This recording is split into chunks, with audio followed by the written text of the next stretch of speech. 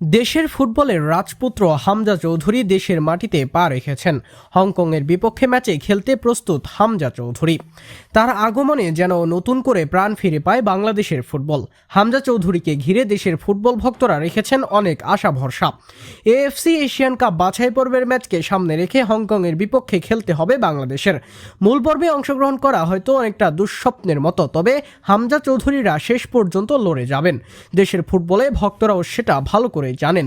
কোটি বাঙালির অনুপ্রেরণা যেখানে হামজা চৌধুরী বাংলাদেশি বংশোদ্ভূত খেলোয়াড়দের লাল সবুজের প্রতিনিধিত্ব করবে, এটা একসময় স্বপ্নের মতো ছিল, কিন্তু আজ সেটা বাস্তবিক অর্থে হচ্ছে। এসব কিছুই সম্ভব হয়েছে হামজা চৌধুরীকে ঘিরে। দেশের মানুষ মনে প্রাণে যেভাবে হামজাকে দেশের ফুটবলে বরণ করে নিয়েছে, তা দেখে প্রবাসী বাংলাদেশি বংশোদ্ভূত খেলোয়াড়রা অনেকটাই উদ্বুদ্ধ হয়েছে। তাই তো এখন সবাই স্বপ্ন বুনতে পারেন বাংলাদেশের নিকট ভবিষ্যতে ভক্ত সমর্থকদের কিছু একটা প্রতিদান দেবে। হামজা চৌধুরী দেশে আসায় ফুটবলে যে নবজাগরণ তৈরি হয়েছিল, তার রেশ এখনও ঠিক ততটাই বিদ্যমান রয়েছে। গ্যালারিতে দাঁড়িয়ে 90 মিনিট জুড়ে বাংলাদেশের পক্ষে গলা ফাটাতে প্রস্তুত সমর্থকেরা।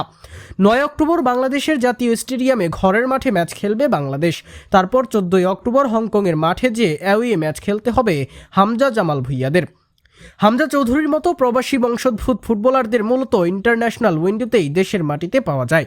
তাই তো দেশের হয়ে মাঠ মাতানোর জন্য ভক্ত সমর্থকদের প্রত্যাশার বারুদ তুঙ্গে থাকে সবসময়ই।